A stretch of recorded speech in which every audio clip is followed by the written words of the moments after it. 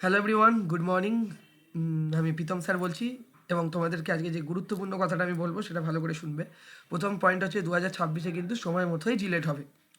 2025-এর ক্যান্ডিডেটদের প্রতিবাদ এবং ফেটসুর সাহায্যের দ্বারা কিন্তু এই বছরও কনফার্ম হয়েছে যে যাদবপুর কিন্তু তোমাদের ভর্তি নিচ্ছে জিলেটের জন্য।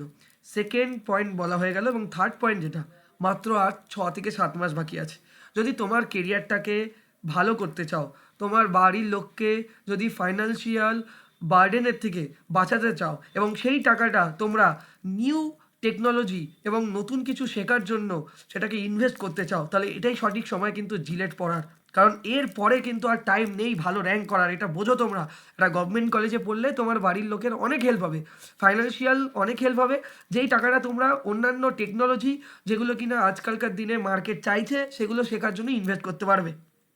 তো আর দেরি না করে কিন্তু যেখানেই তোমাদের ভালো লাগে সেখান থেকে কিন্তু তোমরা অবশ্যই জিলেট পড়াটা স্টার্ট করো। কারণ যারা কম্পিউটার সায়েন্স, যারা ইলেকট্রনিক্স, তারা যদি আজকের ডেটে জিলেট এক্সামিনেশন না দিয়ে ভালো বিটেক কলেজে ভর্তি হয়, চূড়ান্ত প্রবলেম ফেস করবে আজ থেকে 3-4 বছর বাদে। আজ থেকে 3-4 বছর বাদে এখন তুমি ভাবছো যে আমি তো টেকনিক্যালি খুব স্ট্রং হয়ে যাচ্ছি, আমি বিটেক যেখান থেকেই পড়ি, প্রাইভেট কলেজ থেকে পড়ি, আমি জব পেয়ে যাব। ব্যাপারটা, সিচুয়েশানটা কিন্তু সেরকম নয়। এমনকি টিয়ার 1 কলেজগুলো থেকেও ভালো ক্যাম্পাসিং হচ্ছে না। ডিউ টু বিশাল হাই কম্পিটিশান। আইআইটিতেও মানে ফুল 100% ক্যাম্পাসিং হচ্ছে না।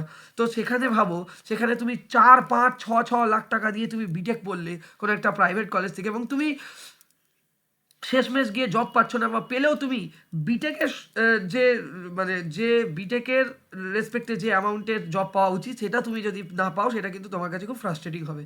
ঠিক আছে, তো থ্যাংক ইউ। এই জন্য আমি বারবার বলবো যে তোমরা কিন্তু অবশ্যই অ্যাডমিশন নিয়ে নাও, এটাই রাইট সময় তোমাদের, এটাই লাস্ট চান্স তোমাদের জিলেটে ভালো কিছু করার জন্য। Thank you.